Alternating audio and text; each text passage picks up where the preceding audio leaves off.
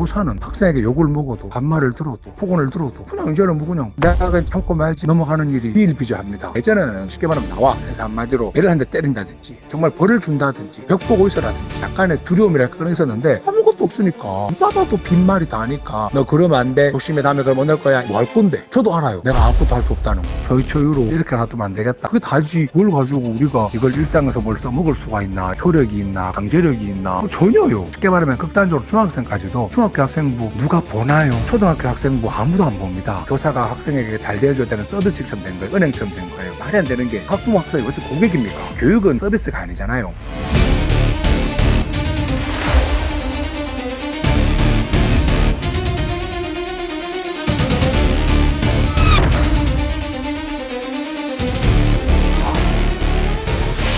실제로 있습니다. 저도 한마디로 뭐 신체 폭행은 아니지만 저도 당연히 거의 뭐 완전 누가 봐도 욕설 그런 걸 학생에게 당한 적이 있고요. 저한테 누가 반말로 내 이름을 가지고 놀린다거나 내가 지나가는데 반말로 쌤도 빼고 안 붙이고 뭐 이런 식으로 하는 거. 그러니까 뭐 폭언까지는 아니더라도 한마디로 그냥 누가 봐도 예의 없는, 그렇게 하면 안 되는, 내가 뭐 하는데 쌤 뭔데요? 뭐 이런 식으로 한번 말하는 것도 비일비재하고 더 일일이 열거하기 어려울 정도로 한마디로 그냥 교사에 대한 그런 뭐 존중이나 그런 게 거의 뭐 무너지고 없다고 봐도. 아동 학대다 이렇게 민원이 두려워가지고 침묵하는 경우가 많다고 하는데 사실은 그렇죠. 이제 저도 당해본 게 있었는데 애가 저한테 욕설을 했는데 확실하게 누가 봐도 10원짜리를 했는데 제가 어머니한테 그 이야기를 이야기하니까 에이 쌤한테 한 게 아닐 거예요. 그냥 지 혼자말로 그냥 했겠죠. 아니 나보고 딱 했는데도 불구하고 그렇게 잡아떼면서 그냥 애한테 조심하라 할게요. 걔가 뭐 사과를 한마디 했나 엄마가 사과를 하나 그냥 조심하라 하겠습니다. 다음부터 안 그럴게요가 다 해요. 그런데 분명히 걔 나한테 했는데 내보고 딱 보고 그야말로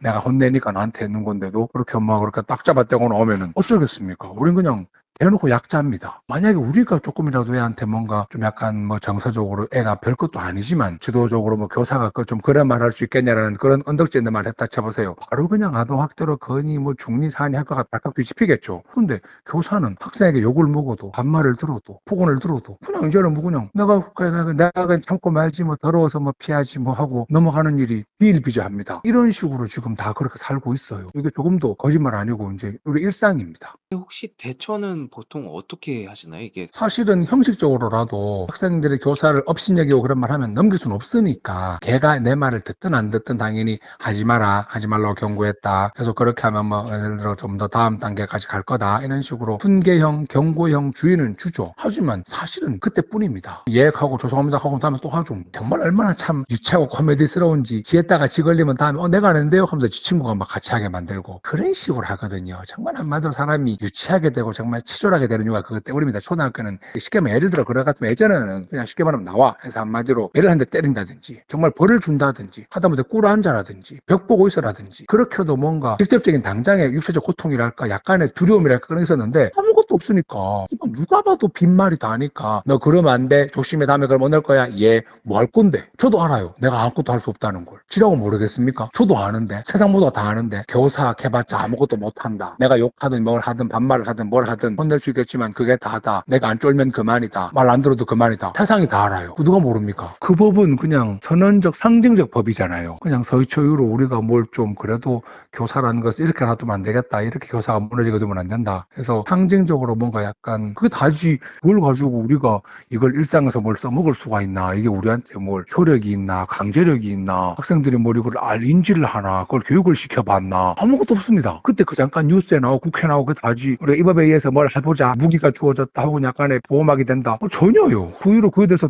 논의 한번 해본 적 없었고 분리 이야기 잠깐 하다가 그것도 이제 유야무야 돼버리고 뭐가 바뀌었지? 이제 쉽게 말하면 그 내용이 뭐였는지 이제 기억이 안 날 정도로 모두의 기억 속에서 잊혀져 버릴 정도로 아무 가치가 없습니다. 학생부 기재가 되면 학생들 폭력성을 억제하는 실효성이 있는 대책이라고 보시는지. 한 가지 좀 현실적으로 이거는 뭐 정확히는 모르지만 초등학생부나 쉽게 말하면 극단적으로 중학생까지도 중학교 학생부 누가 보나요? 아무짝에도 필요가 없습니다. 있습니다. 이거 저도 최근에 들은 이야기인데 초등학교 학생부 아무도 안 봅니다. 대학 갈 때 쓰지도 않고 그 우스갯소리로 어디 연예인 되면 나와서 본다고 하더라고요. 그거 답니다. 그거 기록하면 뭐합니까? 초등학교에서 우리 어떤 학생이 교사한테 어떤 뭐 일탈 행동을 저질렀다. 그거 초등학교에서 기록하면 뭐합니까? 그거 아무도 안 볼 텐데요. 그거 적었다고 중학교 갈 때 무슨 불이익이 있습니까? 애한테 무슨 불이익이 있을까요? 중학교도 마찬가지라고 들었습니다. 고등학교 내신부터 이제 뭐 생기부에서 뭐 의미가 있는 거지. 초등 생기부 뭐 중요하다고 보관으로 치면 저도 몰랐는데 저는 혹시 대입에서 초등학생부를 보장학교 있는 줄 알았어요. 근데 없대요. 어느 대학교도 초등학생부까지 뒤진 학교 없답니다. 그럼 없는 거잖아. 뭐 생기부 기록하면 뭐합니까? 아무 필요 없는 거.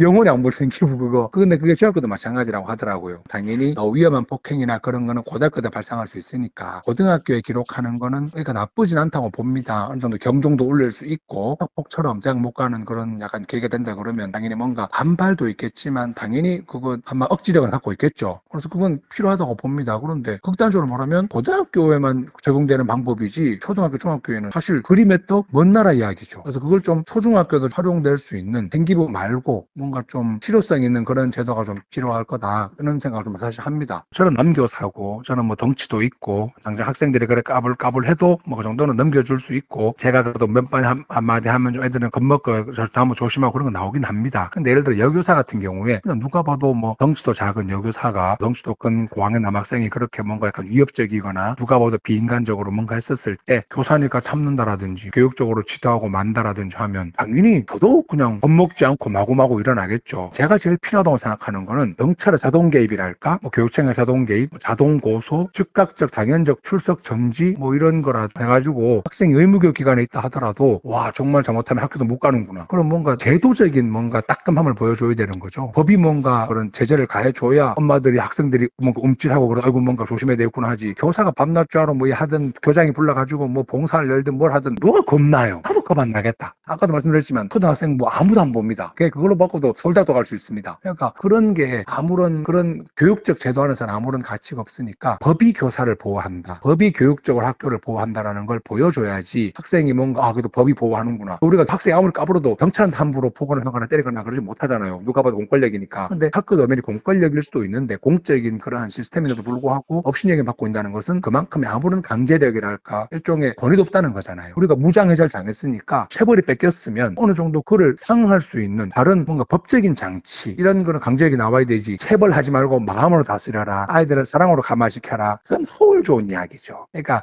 뭔가 좀 법적인 강제력, 뭔가 법적으로 좀 약간 얘가 선생을 때리면 진짜 얘는 큰일 나는 것이다 라는 걸 뭔가 알 수 있는 경종 울릴 수 있는 그런 시스템이 진짜 필요하다고 봅니다. 교육이 이렇게 교사가 이렇게 한마디로 낭떠러지로 처박히고 땅에 떨어진 이유는 교사 탓도 있겠죠. 교사 탓도 물론 있습니다. 하지만 그렇게 안 하는 공무원이나 이런 다른 집단이 딴 지역은 없겠습니까? 다른 직군은 없을까요? 있습니다. 그런데 왜 굳이 교사만 그렇게 그런 거로 도매금 당하면서 공격받아야 되는지 참 안타깝고요. 교사는 대충 하는데 뭐 교사는 방학이 있는데 뭐 이런 식으로 한마디로 늘 안 좋은 쪽으로 몰고 가서 그냥 교사는 한마디로 그래 당해도 싸 이런 개념으로 몰고 간 결과 이렇게 된 거 아닙니까? 서희초로 잠깐 교사를 옹호하는 분위기였다가 사실 그냥 곤두박질 했잖아요. 이게 뭐냐면은 학생 학부모가 그만큼의 더 권력을 가지거나 좀 더 발언권이 커졌을 때 그만큼 학교에서 교사는 그만큼 뺏기고 무너진다고 볼 수 있습니다. 학생 권리가 존중되면 학부모 권리가 존중되면 그만큼 교사가 한마디로 더 가치 없어지는 거죠. 예전에는 학생과 교사의 일대갈 관계가 중요했습니다. 학생은 당연히 배워야 되는 사람이고 학교를 따라야 되는 사람이었습니다. 또 교사는 학교생을 잘 가르치는 게 중요한 거였죠. 국가적 사명으로. 근데 지금은 마치 공급과 수요처럼 경제적처럼 그렇게 돼가지고 마치 기업처럼 학생이 고객이고 교사가 학생에게 잘 대해줘야 되는 서비스처럼 된 거예요. 은행처럼 된 거예요. 말이 안 되는 게 학부모 학생이 왜 어떻게 고객입니까? 그래도 의무로 와 있는데 교육은 서비스가 아니잖아요. 그러니까 국가적인 책무로 개개인에게 구현되는 그런 굉장히 중요한 과정인데 학생 학부모가 그거를 마치 변질시켜서 경제 논리, 신자유화 논리로 교사가 우리에게 잘해줘야지 학교가 잘해줘야지 그래서 학교가 잘해주다 보니까 학생에게 잘 대해줘라 그런 식으로 나가니까 모든 그 충돌이 계속 이어지고 우리가 참자 뭐 어쩔 수 없지 않느냐라고 참고 넘어가다 보면은 하나씩 빵빵 터지면 그냥 우리는 다